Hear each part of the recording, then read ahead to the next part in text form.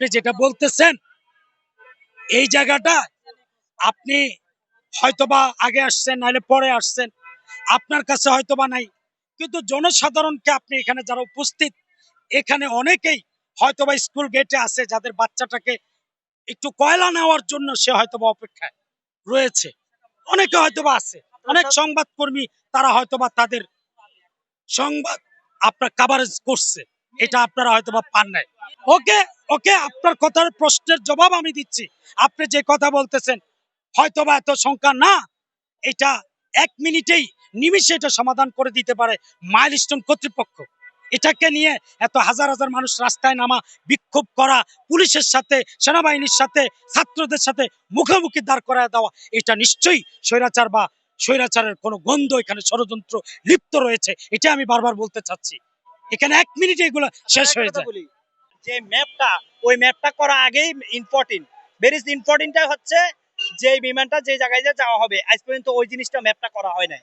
আর কালকে যে ঘটনা, এই ঘটনাটা আসলে যে 1টা বাজে যে ঘটনাটা ঘটছে, আসলে কালকের যে আবাসিক এনএসডি গুলোতে যেটা করা হয়, আমরা মনে করি যে বড় নদী থাকে বা কোনো পাশে যদি কোনো বড় দিঘি থাকে তখন এই প্রশিক্ষণটা করার একটা স্কেপ রাখা হয়, কিন্তু কালকে যেটা করা হয়েছে এটাতে কোনো স্কেপ কারা মেভিশন কোনো কিছুই করা হয় নাই।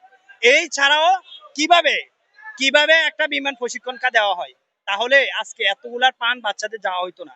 আমাদের এই জায়গায় ভুল, এই যে চলাচল যে বিমানগুলো চলাচল করে, এই যে ম্যাপগুলা আগামী মেন ইম্পর্টেন্টটা হচ্ছে উপরের ম্যাপ রাস্তাগুলাকে ম্যাপ অচল, মানে তারা কি অচল, তারা বলতে পারতেছে না মেন কত মানুষ মারা গেছে।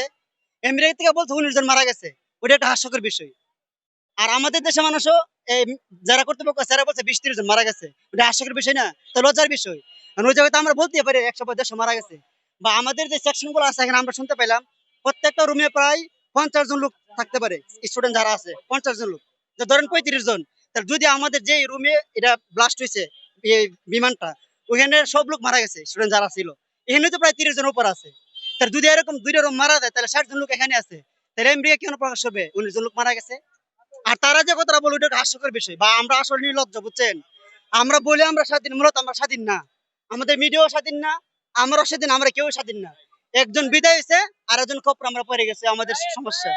এখন দেখেন মুখে মুখে স্বাধীন, বাস্তব আমরা স্বাধীন না ভাই। তবে আমি জানি না কত রক্ত লাগবো, কত লাশ লাগবো, আমাদের জানা নাই। এই জন্য বলি ভাই, সত্য উন্মোচন করার চেষ্টা করেন। লাশ গেছে, আরো যে মনে হয় আরো যাইবো।